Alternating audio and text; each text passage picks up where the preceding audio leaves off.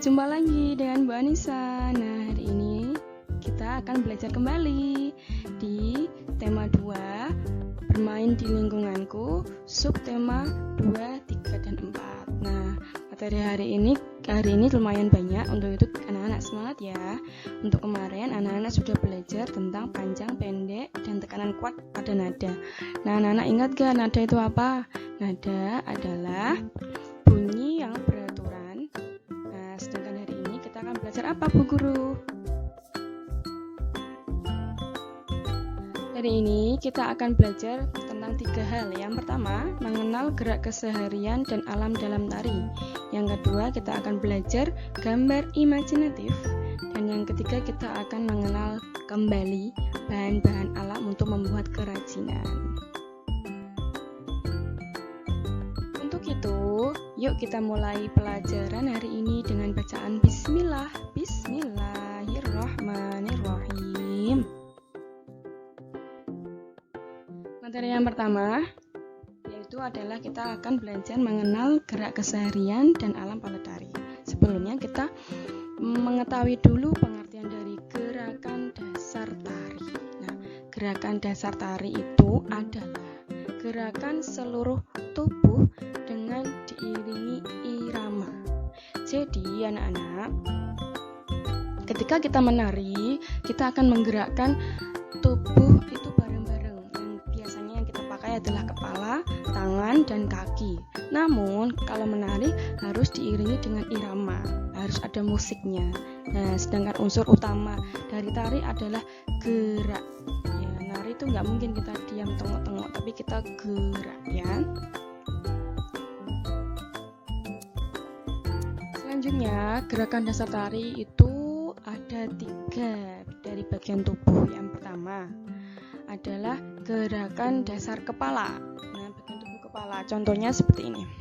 Menoleh. Ini contoh menoleh ke kanan, menoleh ke kiri. Yang kedua, mendongak. Ini adalah contoh mendongak ya, anak-anak. Terus gerakan dasar tari yang selanjutnya adalah menunduk. Ini contoh gerakan menunduk. Terus ada gerakan menekuk. Menekuk itu kepalanya ke sini. Nah, getek kayak gitu ya. Selanjutnya kita belajar gerakan dasar tangan. Nah, ini ada Bu Anissa kasih contoh. Tangan ke atas. Nah, ini. Tangan ke bawah. Tangan ke samping kanan. Tangan ke samping kiri. Ini adalah bagian-bagian gerakan dasar pada tubuh kepala dan tangan. Ada lagi Bu Guru, ada lagi anak-anak. Selanjutnya yaitu kaki, pada bagian kaki. Nah, ini ada contoh gerakan dasar tari, kakinya melangkah ke depan. Ini kakinya melangkah ke samping. Kakinya mungkin lututnya ditekuk, ini lututnya yang ditekuk, terus gerak kaki diangkat. Nah, kita sudah belajar gerakan dasar-dasar tari. Selanjutnya adalah gerakan dasar tari yang lain istilahnya. Nah, anak-anak, istilah yang akan kita pelajari hari ini, yang kali ini mungkin istilahnya akan sedikit berbeda. Cuman ini anak-anak hanya sebagai pengetahuan saja. Bu Anissa bacakan. Yang pertama adalah kedet. Kedet adalah gerakan kepala seolah menarik dagu. Jadi kepalanya seolah menarik dagu. Dagunya yang goyang-goyang, yang ditarik kanan kiri atau ke depan, ke belakang atau naik turun. Terus ada geduk. Kepala tegak digerakkan ke samping kanan dan kiri. Kepalanya tegak ke samping kanan, samping kiri. Kayak ditekuk ya. Terus ada geduk angka 8. Gerak kepala dengan memfokuskan putaran dagu seolah menulis angka-angka 8. Jadi kayak orang geleng-geleng.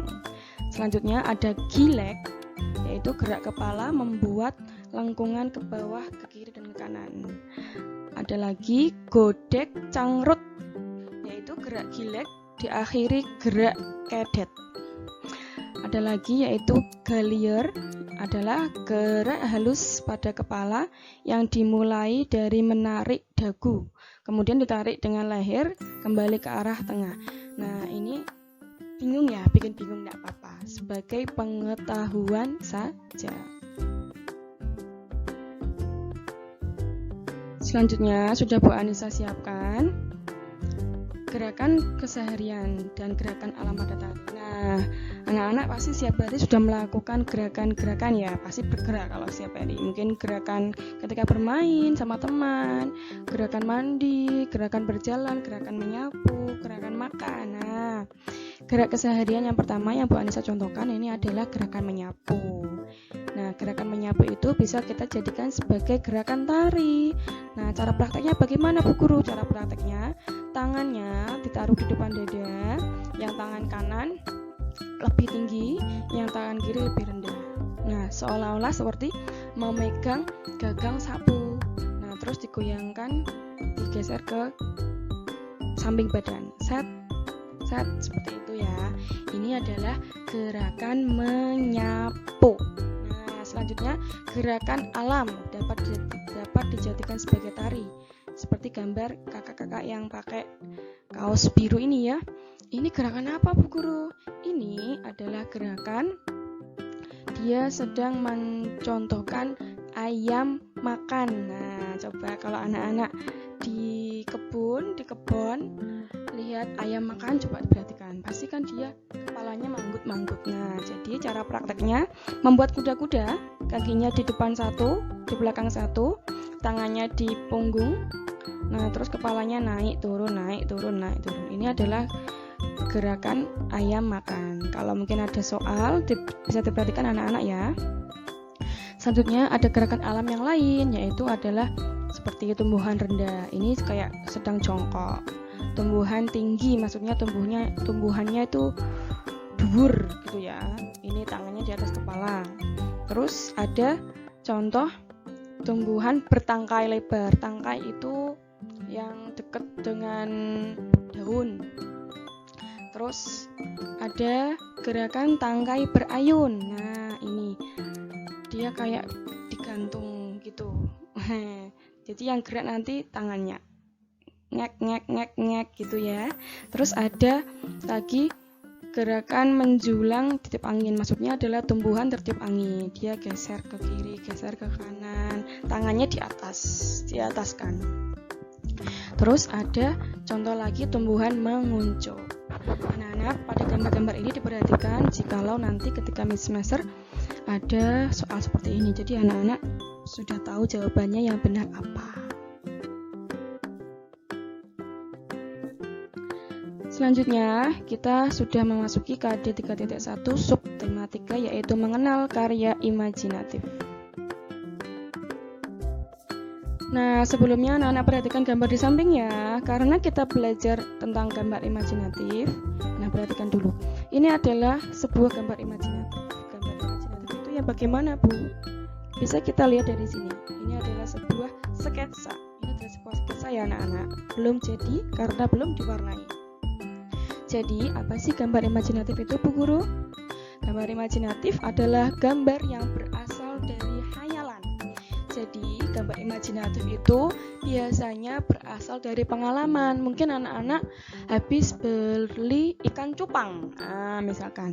Terus anak-anak ada tugas menggambar. Terus anak-anak, oh, aku baru tumbas ikan cupang, aku mau gambar ikan wae, gitu. Terus kamu berhayal berarti dari dalam otak kamu, dari dalam pikiran kamu. Nah, itu dinamakan gambar imajinatif karena berasal dari khayalan. Kamu menghayal sendiri, tidak mencontoh apapun. Kalau mencontoh namanya menjiplak, beda ya. Ini namanya gambar khayalan dan ini namanya sketsa. Selanjutnya, ini mudah sekali ya, alat-alat untuk menggambar. Anak-anak pasti sudah sangat familiar dengan ini semua. Ini apa anak-anak? Iya, ada krayon, ada penghapus, pensil, penggaris, dan buku gambar. Ini adalah alat-alat untuk menggambar.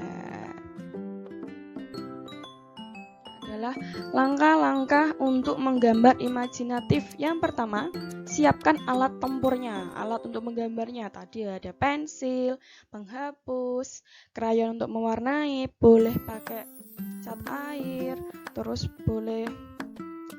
pakai penggaris, pakai buku gambar. Terus adalah langkah selanjutnya membuat sketsanya. Kalau alatnya sudah siap, terus ambil pensil buat sketsanya sedikit demi sedikit kayak gambar Bu Anissa tadi. Langkah yang ketiga adalah mewarnai. Kalau sketsanya udah jadi, terus diwarnai biar cantik. Boleh di blok belakangnya biar ada gradasi warna, biar tambah hidup gambarnya. Nah, materi yang tadi sudah kita masuk ke subtema 4, yaitu hiasan dari bahan alam. Seperti kemarin, anak-anak sudah membuat karya yang bagus sekali. Bu Anissa kasih jempol 4 ya. Masih ingat, bahan alam adalah bahan yang telah tersedia dari alam dan digunakan untuk bahan pembuatan kerajinan. Nah, anak-anak sudah tahu ya kalau bahan alam itu pasti dari alam dan bisa kita gunakan untuk membuat hasil karya. Sekarang Bu Anissa akan contohkan langsung kerajinan-kerajinan dari bahan alam dan kerajinan-kerajinan dari bahan buatan. Yang pertama ada kerang. Kerang bisa dijadikan menjadi hasil karya, ini kita anggap sebagai gantungan cantik ya. Nah, ini kerang disusun, dibolong, dikasih benang, disusun yang rapi seperti ini. Bisa digantung di tembok atau di pintu. Terus biji-bijian yang seperti anak buat kemarin, yaitu membuat kolase. Ada yang membuat kolase dari mobil, ikan, buah-buahan. Wah, bagus. Terus adalah kulit telur. Ini adalah kulit telur anak-anak yang dirangkai menjadi seperti ini. Jadi caranya adalah membuat patungnya dulu, pakai apapun bisa, terus ditempel sama kulit telurnya. Nah, kulit telurnya sudah dibersihkan dari kulitnya yang lengket-lengket, terus dijemur, dicuci, dan ditempel. Selanjutnya adalah daun jagung. Bukan daun jagung, maaf. Ini kulit jagung yang sudah dikeringkan, terus disusun, dilem, ditali. Nah, jadilah bunga yang cantik ini. Ini adalah kerajinan dari bahan alam. Selanjutnya kita belajar kerajinan dari bahan buatan. Nah, ini ada kaleng bekas. Ini ya kaleng bekas. Kaleng bekas snack ini bisa kita jadikan menjadi sebuah kerajinan pot bunga yang cantik sekali. Anak-anak boleh mencoba membuatnya di rumah. Terus ada koran bekas. Ini adalah koran bekas ya anak-anak. Koran bekas yang sudah digulung, terus dilem dikit biar dia merekat dengan baik. Nah, terus disusun satu-satu sampai jadi tempat pensil. Nah, yang terakhir adalah botol bekas. Nah, ini jadikan apa ya? Dijadikan diskrip kesukaannya anak-anak. Ini adalah bisa jadikan diskrip kecil-kecil, tempat penghapus sama lunciran, apa itu bahasanya. Nah, itu pokoknya. Ya, kita sudah belajar contoh bahan alam dan bahan buatan. Tugasnya hari ini yaitu adalah mengerjakan mozaik halaman 81, 120 dan 160, tapi yang C saja ya. Jangan banyak-banyak karena itu sudah terlalu banyak. Nanti soalnya ada 15 soal ya. Anak-anak mengerjakannya yang C saja, halamannya ada di sini. Alhamdulillah, materi kita hari ini sudah selesai. Kita tutup dengan bacaan hamdalah. Alhamdulillahirabbil alamin. Terima kasih anak-anak sudah belajar. Terus semangat karena kita mau mid semester. Terus belajar. Setelah nonton video YouTube dari Pusat Usahadah, tetap baca-baca buku mozaiknya, baca-baca LKS-nya, baca-baca soal-soal di mana-mana yang berhubungan dengan materi kita ya. Semoga nanti anak-anak mid semesternya sukses. Oke, dari Bu Anissa sekian. Assalamualaikum warahmatullahi wabarakatuh.